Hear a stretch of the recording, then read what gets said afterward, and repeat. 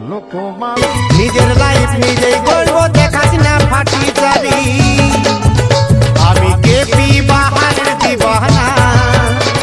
নুনুর মাকে নুচে দিল